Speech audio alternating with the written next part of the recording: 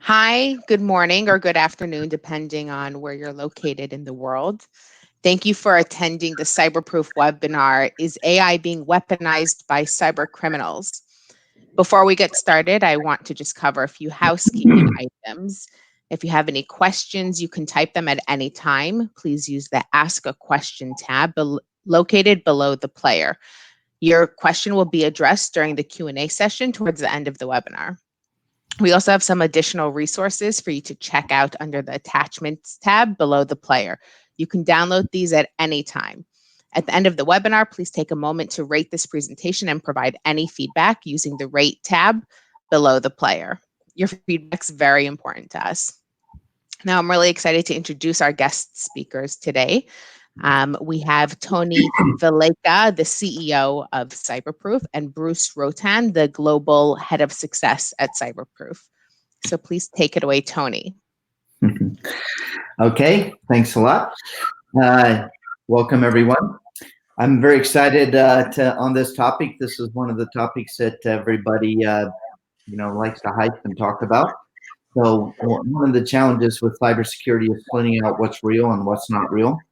So if you look at AI, most people are saying, you're seeing all this information come across saying, hey, hackers are now using AI. How is that? You got to watch out. It's going to be an AI versus AI world. So we're going to drill down on that today. Hopefully make this a little fun. So really what we want to answer is what are some of the things that hackers may be using AI? How is AI being used, and what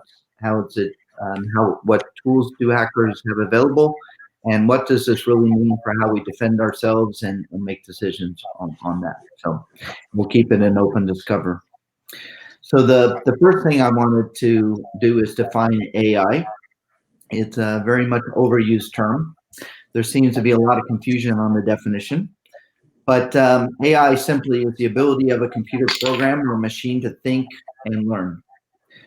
It's generally classified by most people around machine learning or deep learning, where we have neural networks. And we're seeing both types being applied to cybersecurity defense these days. There are many forms of those. That can be anomaly detection, and that can be reinforcement learning. We'll explore also how hackers can use some of these technologies and these solutions to do them. So today I have one of our foremost experts, Bruce, and so we'll test him with some of the questions and answers today. So Bruce, you ready to get started? Yeah, absolutely. Sounds good. So first of all, can you describe some of the ways that cyber criminals may be using AI? For example, are criminals using AI to create malware? Does malware use AI? First, I'd like to go back to your definition of AI and how we contextualize that in the framework of malware and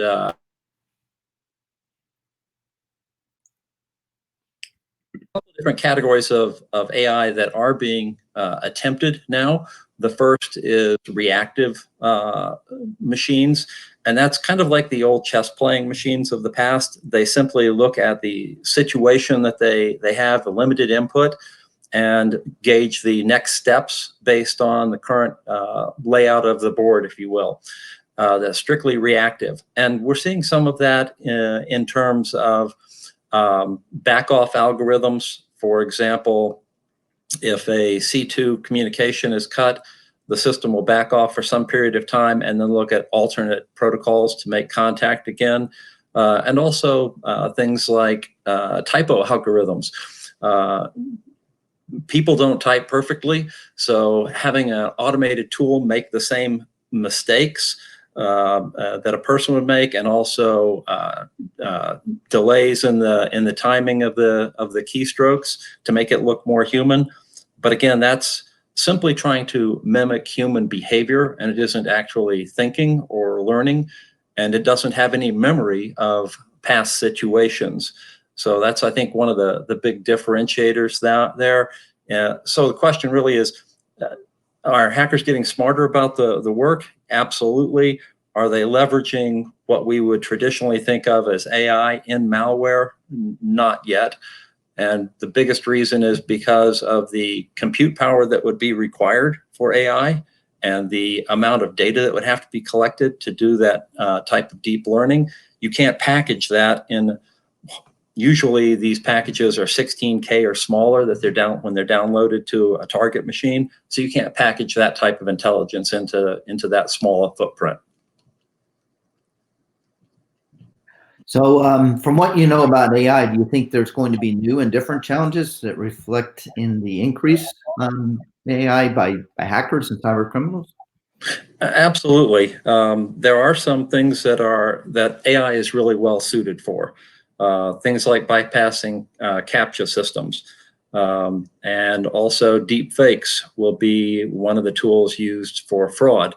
Bypassing CAPTCHA systems, being able to do image recognition, that will be a big topic. Also improving the accuracy of phishing campaigns. There was a research organization recently that was able to develop some AI tools for examining Twitter accounts and LinkedIn accounts to look for prime targets and also to give context around the phishing emails. So I think it'll play into phishing campaigns. So as you see in the world of cyber, a lot of tools are developed and then sold on the dark net and places like that so that they can be reused by other hackers. So you have your nation state hackers, and obviously you have your script kiddies and everywhere in between. Are you seeing some of these tools developed by AI being sold, or what types of toolkits are available to hackers these days? Well, I think the most concerning trend is I'm not as worried about hackers developing the tools as researchers, unfortunately, and nation states. When you look at some of the most devastating hacking malware kits out there on the market, things like WannaCry. Obviously, a lot of the damage was done by Eternal Blue. So this was a tool developed by our own government in that case. And so nation states, as they develop these tools and they get released into the wild, are actually going to be the foundation for the hacking tools of the future. We also see researchers, and I don't mean to bash on that whole concept. I understand being the first to discover a new way, a new technique, a new strategy to commit crime from a research perspective is great. However, the problem tends to be that these are released into the wild before the cure is found. So it's kind of like, if I were to map this to more of a human experience, it's somebody coming up with a new and deadly virus and then releasing it before they have a mechanism for immunization or cure. And that's we're seeing that's similar things like Deep Locker, Stuxnet. Those are great examples of things that got weaponized after they were released into the wild. So one of the, I'm gonna shift gears a little bit. One of the, for developing algorithms and testing algorithms and making them useful requires a lot of compute in the world of AI. It requires a lot of storage. It requires data. So many are arguing that now that the cloud is open and you can go out and buy compute through Amazon or Microsoft or Google, that it's creating the ability for hackers to generate a lot of advanced algorithms. So my question really is, what are you seeing in the market today in terms of the use of these tools? And second question I'll follow up with is, should there be some accountability on cloud companies now for enabling hackers? So there are discussions around the use of some of those tools to build AI, particularly, as I said, for phishing campaigns, bypassing CAPTCHA systems. One of the interesting ones that read recently was a discussion on trying to use AI on cloud platforms to build worm software. And essentially it was the concept of using distributed processing. So all of the worm components would talk back to the mothership in the cloud, compare notes, and become more evasive. Same thing for Trojan software.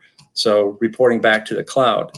But as far as how the cloud providers can police that, it's going to be an interesting question, because at the end of the day, if we're looking at the data there in the cloud being stolen data, or data that was compromised from an organization, there's still the privacy issue around the cloud provider being able to access that data, since it was put there by a paying customer.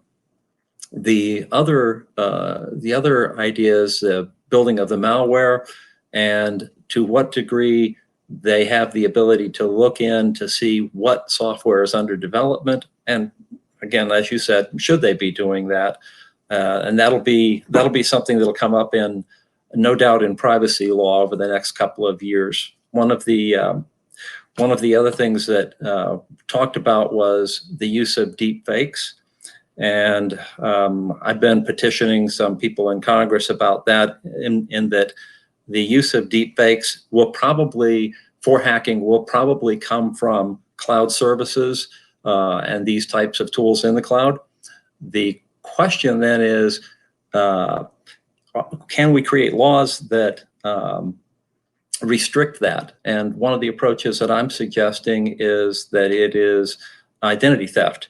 That if you have an image of me saying things or doing things that are not in line with my beliefs, you have leveraged my identity and therefore stolen my identity, much like you would if you took my credit information and tried to steal my identity to go commit fraud. So if we can create laws that restrict that, then the enforcement of that in the cloud becomes a lot easier. Right now, it's very limited in terms of the laws that are available to enable the cloud providers to go do that type of policing. Those are all very good points. One of the things I'll note to the audience today too, if you do have questions as we go along, please go ahead and add them into the questions for Bruce. Go ahead and add them into the question window, and I'll ask them as we go. Now, I'm going to shift a little bit again. We see, as you mentioned, the shift in the use of AI and the use, and we have cloud tools available for us to develop new schemes of attacks. Let's try and understand what that means to defense. So many of us are trying to figure out how we have a very quickly adapting landscape, particularly now with COVID-19 shifting everybody to a work from home scenario. But with cyber criminals potentially leveraging AI, is there still a need for, can human cyber analysts still work? Is it something that we have to have a bot versus bot scenario for? How would you look at this adapting world in terms of defense? I think that the AI is simply a mechanism for speed and efficiency and volume, but it doesn't take the place of the thinking attacker. So the attacker is still in control of that AI and of those systems. And in the end, what they're using it for is leveraging the foothold in an environment. So gaining access to systems and then taking over the system and getting in control. But once they're in control, the human takes back over. So I think having human analysts understand how they're behaving, what their targets are, is still going to be critical. And I'll give you a couple of great examples. One, we talked about what is AI, and AI in the context of this discussion doesn't include awareness of mind. So it does not include the concept of mind.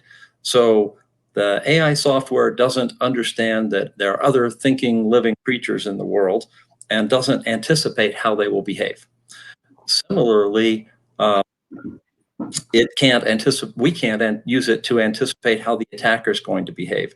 So if you're in a conflict with an adversary, an attacker adversary, you and I know that if we start to shut down portions of their botnet, you and I know that if we start to take action against them and restrict their lateral movement within our environment, we could see them getting angry.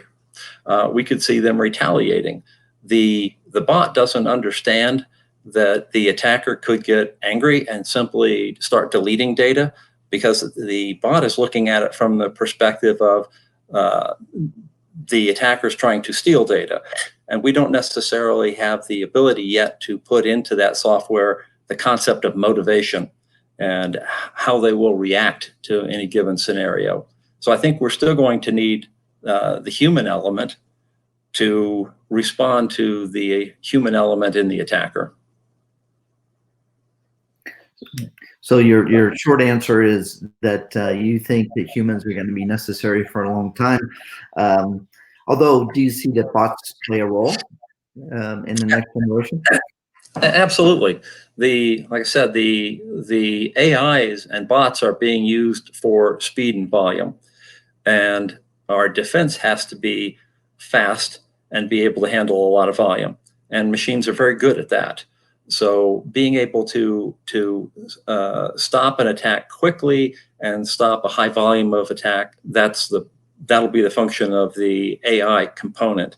But understanding the motivation, and once they're already in an environment, understanding what their target is and what their reactions are going to be, that's something that the human analyst will always have an edge on.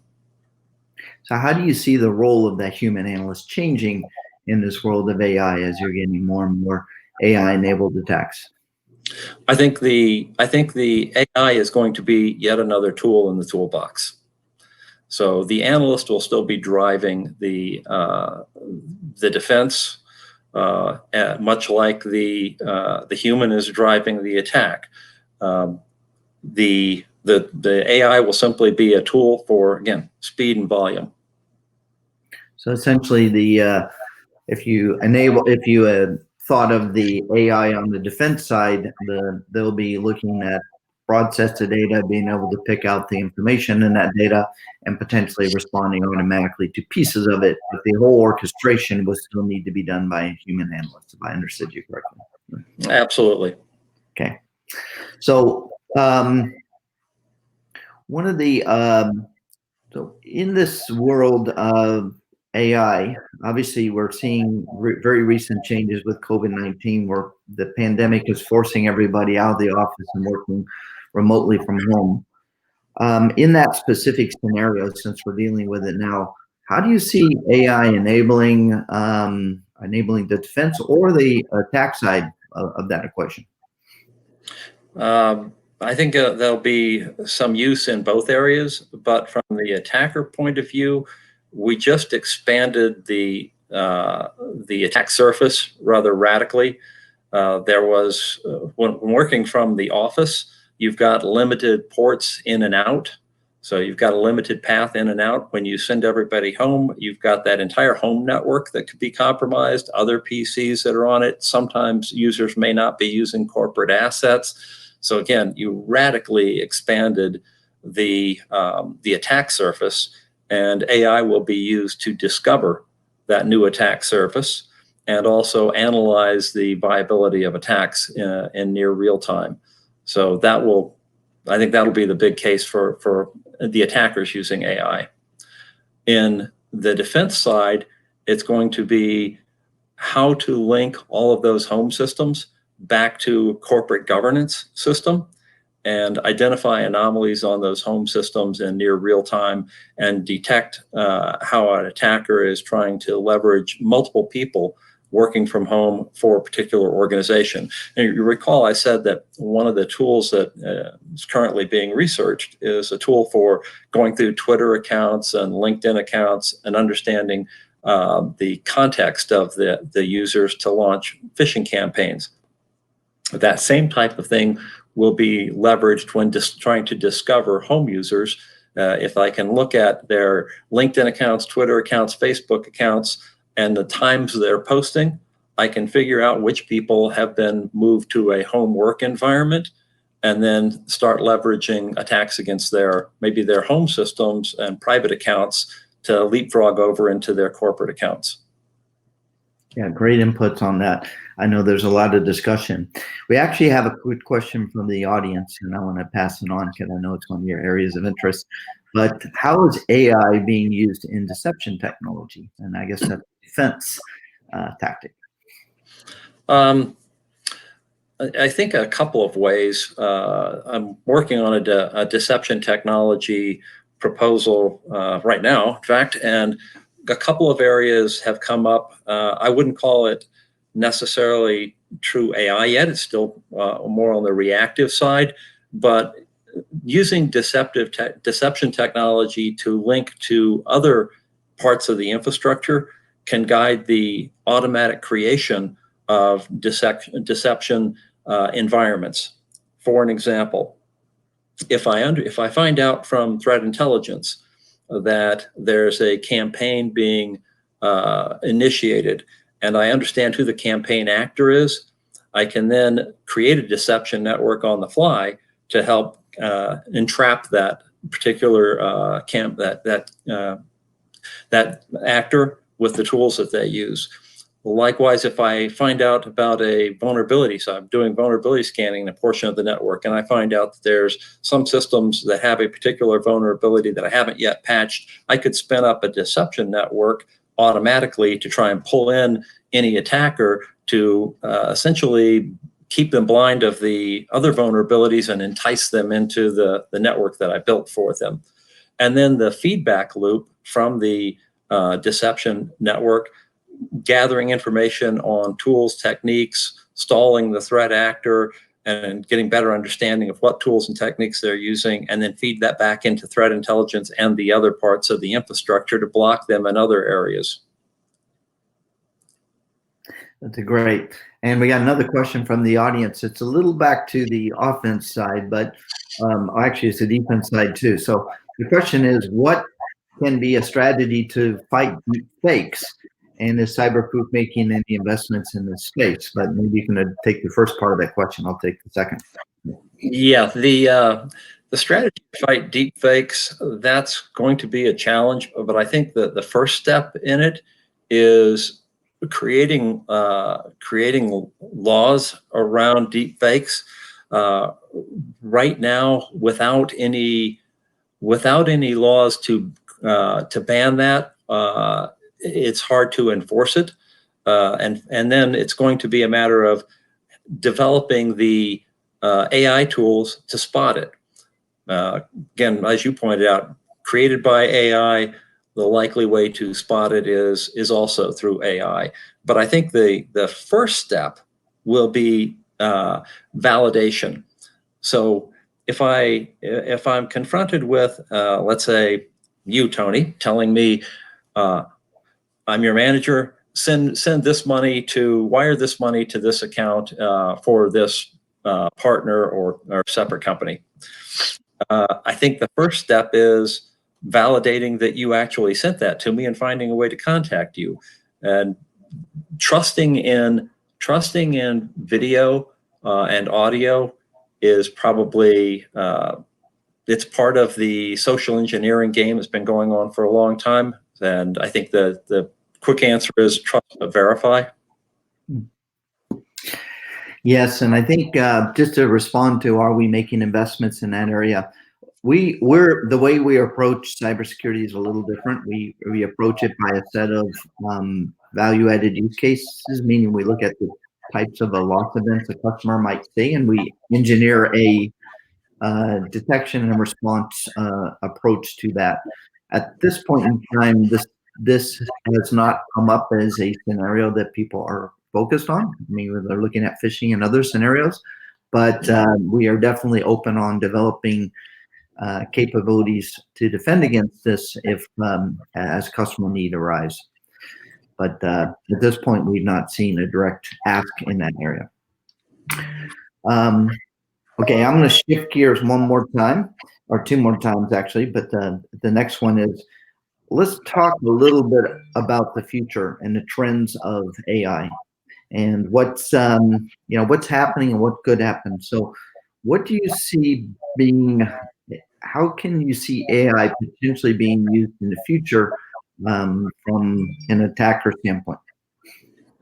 I think the two examples I gave are probably going to be core, and that is using a cloud-based control system and having the AI in the cloud. I don't believe that we'll see AI embedded in the malware, but I think that malware controlled through AI in the cloud and having the communication stream back up to the cloud so that they learn from each other's experience. So when I talk about worms, worm malware, Trojan malware, if these pieces of malware can learn from each other's experience, where they get blocked in a system or they're detected, and they can learn from that detection and then inform the other components how not to be detected, not to make those same mistakes. I think that will help the attacker in defeating anti-malware systems, antivirus systems, and hide from the defense software better. Okay. Now, if we look at that scenario, the flip side of it, how would we defend? Is this an AI scenario? How would we defend against that use of AI? That's going to be more of a challenge, because here is where the attackers have an advantage, and they have for a long time, and that is that between organizations, we tend not to share information. So the attacker has the advantage of, they could be sending out Trojan backdoor software, worm software to 100 different organizations and learning from each one of those organizations. And each organization has its own defense technologies, and they're learning from all of them. Whereas the defender has a finite set of defense technologies, and they're not learning from other defenders. That's where we'll have to, I think, start more collaboration amongst defenders. And you're seeing some of that with some of the EDR systems that now learn across organizations and cross-pollinate, so that if they see a particular piece of malware and invasive technology in one organization, they're able to send out alerts to all of the malware detection systems and EDRs across multiple organizations. You bring up an interesting topic. In a world where you have GDPR and more regulation around not sharing data and keeping data in countries, you're saying that the best approach to potentially defending against more advanced attacks is to share more information. Those two seems like we may be heading the wrong direction. Do you have a point of view around that? Right now, we're leaving it up to the vendors to share information, and it's kind of a back channel across a particular type of technology. Again, EDR systems, some web filtering systems will share information across organizations. But I think what we'll need to see is more collaboration in terms of the organizations themselves to push more vendors into that space. So I have another question here from an audience member. You talked earlier about fraud and using voice and image as a means, that next generation means. How does this fall in line with this trust but verify method when we're living in a time when we're not physically seeing people that we're working with? Are we able to detect it? How do we verify it? Well, there's a lot of ways. You look at a typical help desk now. If you call in to get your password reset, they'll call you back. So they have a phone number that they know of that you should be answering. So the same thing applies. We get an incoming call back. You get an incoming video conference, contact them in text. There's a number of different ways you can communicate with somebody to verify that the other image and other voice you're seeing from them is really them. Kind of like two-factor authentication. What's interesting, I know we're using face and on phones, using face to authenticate and thumbprints and these sorts of things. So do you see these methods being expanded into this, or how do you see these methods being expanded into this new world of AI-based fraud, voice and image fraud? I think we'll see more two-factor authentication to validate who you are before you enter a conference. The recent issues we've seen with some of the video conferencing software, security issues, passwords to get in, but I think that, again, two-factor authentication to get into the video conference, and we may see things like two-factor authentication to get into a voice conference. Good point. All right, so let me shift gears one more time. So we talked a little bit about the trends. Now, what really should CISOs and decision makers in your business be doing today? So we get all this hype about AI and how we need to adjust. Do we need to go spend a whole lot of money developing our own AI approaches to defending ourselves? What's your point of view on how we should use this hype and this information to better protect ourselves? Well, there's really two parts to that answer. The first part is, right now, for the most part, criminals aren't using AI because they don't have to. Ask any penetration tester, they almost never fail. The bottom line is there are too many unpatched systems, there are too many ways in, and there's the human error, social engineering that works 99.9% of the time. So I think that the first answer is do the basic blocking and tackling first.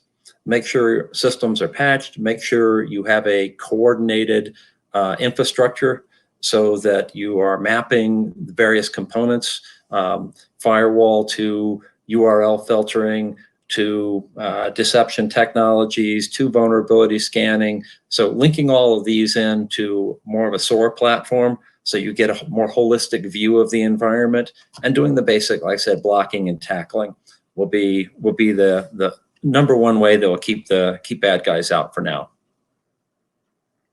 So if you're in, but if let's say you're in an industry, financial services, or maybe critical infrastructure that has to worry about the advanced attacker, and you've done your basic knittings, what then? How would you look at this? I would say approach it from a scenario standpoint. First off, understand what are the worst things that could happen. Then map out all of the scenarios that would allow those things to happen, and then identify all of the tactics and techniques within each one of those scenarios so that you can optimize your defenses. People tend to look at trying to defend the entire network. And I've said for years, give up. You're not going to defend the entire network. Look at the enclaves of data that you need to protect. And again, work out the scenarios and the techniques that would be used in those scenarios, and then ensure that you can detect and defend against those. Yeah, that's a very good point. So one of the, we have another question. I'm trying to put this in context of the conversation, but I'll go ahead and read it as is. AI is only as good as the data that instructs it. What are your best practices to prepare data for AI applications? That makes some assumptions there, that it's not the preparing the data, because unstructured data can be analyzed by good machine learning systems as well as structured data.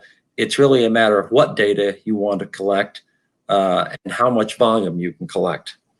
So I look at it as everything about the environment will help teach the AI about the anomalies in that environment. And so when he says that, he or she says it's only as good as the data that instructs it, I think it's more about the structured learning than the data. Yeah, I may add a slight point of view to this one too. one of the quality of data in cybersecurity, at least from a defense side, should somehow relate back to, it should have context, right? And a lot of the problems with cybersecurity is we get a lot of alerts and the alerts don't have context. So if we can enrich the data into where decisions can be made, a lot of the AI applications are striving to get to the point where they can make those decisions. So preparing the data in the case of cyber defense would be taking a lot of the alerts that are coming in, putting it in context to the environment, that includes threat intelligence data, as well as internal systems data, networks, and those sorts of things. And then and this kind of data is very hard to construct in most environments, and that's why you're seeing a lot of people move to the data lakes. Now, from a hacker perspective, as Bruce said, you've got the ability to assemble some of these data lakes and potentially aggregate information from different bots that can be on different machines. As Bruce, I think you mentioned before, I don't know if this is happening yet. Maybe it is, but. I would also look at it as collecting behavioral data. Anything that you can do that would identify the normal operational behavior of the environment is what I want the machine learning to have access to, so that it can spot the anomalies in behavior. And even though they may not necessarily be an attack, then it can then learn from that as I go investigate that anomalous behavior. Right. I guess one of the challenges too in cybersecurity is you're trying to understand the risk of something, but you don't want it to execute a successful attack to say that. So in some ways, you're trying to develop, but with this data, you're trying to develop maybe a bot who is responding automatically, and that bot needs to know what actions to take. So it's more of the micro actions. What is an analyst doing? And we don't capture that data a lot of times today. This is where we see the opportunity in SOAR platforms, because you're seeing here are the inputs coming into the analyst, and here's how the analyst is making decisions and responding, and we can learn from that.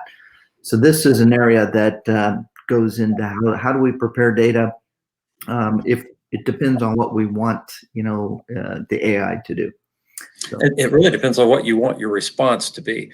And at the end of the day, there are some things that are simple enough that you could respond to. You develop an understanding that there's a site based on the behavior of that site. It's unusual behavior that you consider it suspicious enough that you want to block it. Great. But there are other actions that may not be that cut and dry, and you could actually cause more damage by taking an automated response. And that's where I was saying earlier that the human element is going to be critical. I'll give you a great example. Years ago, an organization was doing DDoS detection for a customer, and won't name any names, but this customer had a large audio conference for their quarterly numbers. And thousands upon thousands of people dialed into that. So there was it looked like a UDP flood. The provider doing the DDoS service had a tremendous access to all of the communications data, and initially saw this as being an attack and shut down that UDP protocol. Unfortunately, that killed their conference call. So again, understanding the context of the information and being able to map that to the rest of the world, AI isn't very good at that yet. So at this point, I think we've gone through most of our planned discussion. If we have any more, there's one more question popping up. If I have a tech startup that doesn't have an enterprise budget, how can I protect my employees and customers as AI evolves? Security awareness. That doesn't take a lot of budget. And most of the AI attacks I think we're going to find are going to be social engineering attacks. So security awareness is probably the easiest and cheapest thing you can do to ensure against those attacks. So any other, what we'll do, I don't see any other questions coming. So if we'll give it another minute, if anybody has any further questions for Bruce or myself, we're glad to take those. Otherwise, we can let you get back to your home office.